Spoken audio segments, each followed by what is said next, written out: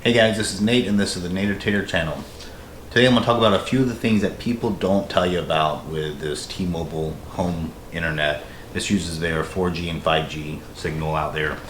You know, I have some reviews about the 4G version, which is the old white box, and this is the new, some people call it the trash can. This is 5G capable that they're rolling out. And they're just starting this service, you know, in areas, so some places can't get it. You have to sign up for it based off availability. But there's a lot of things that it actually doesn't do. So it's not really the same internet as some people are used to. For some people that doesn't matter, and for other people it's really a showstopper. So I'm going to talk about some of those, what they are, and you know, if they're going to be fixed here in the near term. So first, to talk about T-Mobile itself, you know, they're really pushing 5G hard. They merged with Sprint last year. When they did that, they got a lot of bandwidth, you know, basically airwaves that they can use, and they actually have a monopoly of the market here for all of 2021 to beat Verizon and AT&T as far as the mid-band 5G, which is really for this rural home internet use. Verizon with the millimeter wave 5G, that's really more for the dense urban cities. It doesn't travel as far, but this has a lot of promise for speed, and T-Mobile has it for about 100 million users right now, right at the end of 2020, and then they're trying to double that throughout this year of 2021. So I actually have a tower that about a mile away from my house here, and I was getting some intermittent issues. It was going slow on speed. It wasn't going on 5G. And I called T-Mobile support and talked, and actually got, you know, transferred over to the engineering. The engineer actually called me back about a week later and confirmed that my tower is actually getting upgraded right now from 4G to 5G. And so a lot of people are complaining that this is inconsistent. They might have fantastic speed, and then they can't get 5G anymore, and they have a really poor speed. It's going to a different band, which is like a different channel of 4G, and it's maybe going to a faraway tower. So mine was switching to a tower that's like 5 miles away, and so it was slow. And the reason why is really they're rolling it out, I would say maybe a little premature. It's their network is trying to catch up to it, but you might get your device really before your towers are ready for you. So something to kind of be aware of. Now, they told me mine is going to be set up by January 29th. It's going to be fully live with 5G and new 4G LTE pointed my way.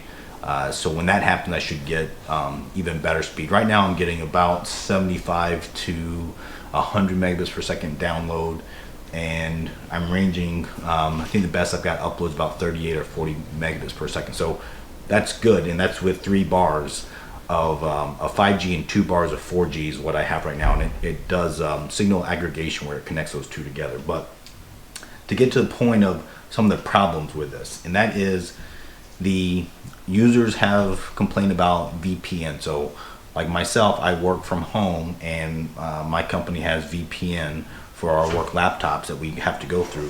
For mine, my VPN works fine. My company uses Cisco AnyConnect, and my VPN is able to connect through here, and I don't have any issues. Other people have complained their VPN does not work at all. And you know, digging into it a little bit, it looks like it's due to something called the MTU packet size. And with the cellular technology, the packets of data that are sent from this wirelessly to the tower, if you have the default size, I think is 1500 for the MTU packet size. That tends to be too big for the cellular stuff. Something like 1300 needs to be the size set. The problem is, like myself, I don't have a way to adjust that. This is a work laptop. It's a work VPN setup. So a lot of people are just kind of dead in the water. It doesn't work. So something to note that if you have work VPN, it might not work. It might be completely you know, non-starter for you. The other thing is things like anything that you need an external IP address, like a WAN IP address, because you're hosting something, that doesn't work well or even at all with this. And this is partly because, again, the tower setup, you don't have any settings in here that allow you to open up ports or do UPnP or pass through or any of that kind of stuff to the rest of your devices. on your network. So it's really not designed for someone that wants to host things from their house and have other people outside access them. The things that other people complain about is on gaming. So for gaming, the Xbox party chat doesn't seem to work. Some people said they've messed with some settings on their Xbox and they maybe have found a way, but it seems very hit or miss, and most people are saying it does not work. I have an Xbox, but I don't play it.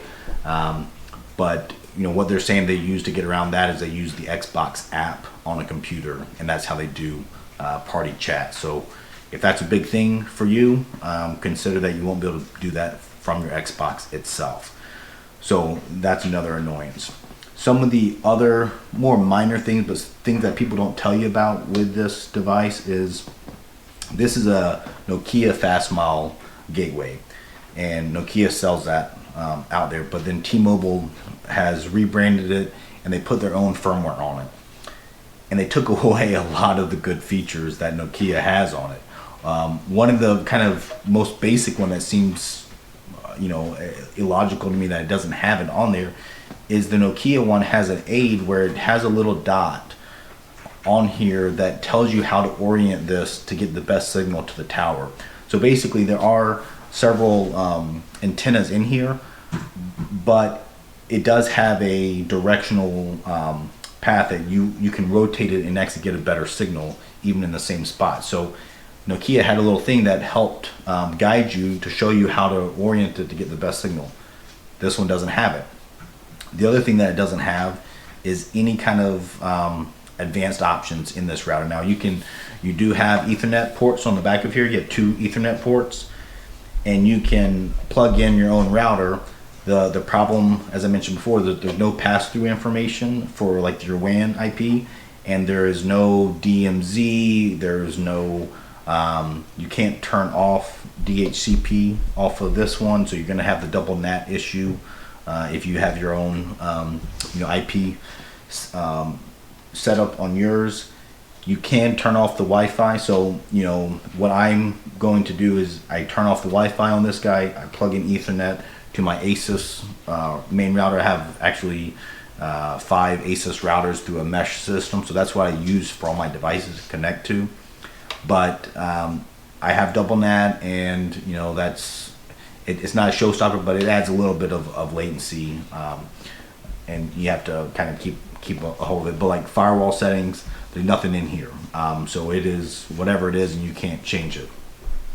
So those are like some of the major downsides. The other thing about this that people don't tell you about is it is very sensitive to where you place it in your house. The white box, I would say, was even more sensitive. So the older 4G unit, I mean, that one, from down here in my office to upstairs, I had quadruple the speed by being upstairs versus down here. This one is a little less sensitive for absolute location, at least on the floor wise. But if I put it here, for example, my signal quality for 5G is minus 98 dB. If I now move it from right here to up here, this is where I found is the secret spot in this room. This location is way. And so if I go in here and refresh my signal speed or my signal quality, I went from 98 down to 86. And so minus 86 is much better. I mean, that's 12 points better in signal quality there, and there's a speed difference. There's a big speed difference there too. So it's, and then also if I rotate it, if I rotate it just about 10 degrees like that, 10, 15 degrees, I'll see a 5 dBm change on here. So it's significant. So when you get it, you should play with it and check different rooms. In general, they say, being in close to a window, obviously facing the tower is the best, but I found that not always the case. If I have a window right here and the tower is that way, I actually get a better signal here behind that wall than I do the window. So you have to play with it and see, but overall, the T-Mobile system is very good for people that don't have a lot of options. It's just those couple really big, issues there that for the VPN and then gaming. And the other point on gaming is the ping, and it varies. Now for mine, I'm typically in the 40s milliseconds for ping, which is about what I got with AT&T DSL. So to me, it's the same level. I think maybe 40s is probably reasonable for gaming. I think people would like it lower than that, but some people do report maybe they're getting 90, 100 milliseconds of ping. And I think it really depends on how far away from the tower you are. And then I've noticed towers are different. So like some towers, they might use microwave technology to get from their tower to some other tower before it actually goes to quote unquote the internet. Some of them have direct fiber. So all those will affect your speed. So it's kind of a little bit of your mileage may vary. So overall, I have to wait here another week until my local tower is fully up to the latest 5G and 4G LTE. Then I'll come in and give you an update on exactly my experience. I've had this stuff for about a month now between the 4G and the 5G LTE. So I'll give you guys an update on everything I've found with that. I've been heavily utilizing this. One other point on it is the Wi-Fi calling. So some people, have poor cell signal for their phone, and they rely on the Wi-Fi calling for them to get good, call reception.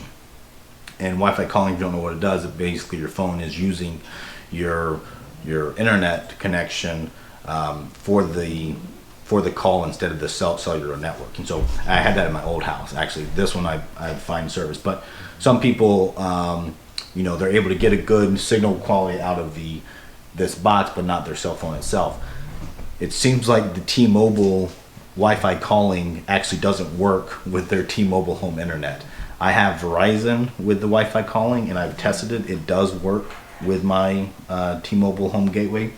So I'm not exactly sure the issue there. I mean, I think the Wi-Fi calling does go through a VPN itself from a security standpoint. So it again is probably I guess ironic that the T-Mobile system would not work with their home internet device, but that's probably something they're going to fix. So overall, I think they're probably just early in their work, and they're going to release updates. The first thing that happens when I got the home internet gateway was it did a firmware update automatically. So I'm hoping, fingers crossed, there's a lot of people calling and complaining about things, that they're probably going to release updates. And so hopefully throughout this year, they will continue to improve and add features. I know a lot of people like myself, the biggest thing I want is the ability to do a pass-through.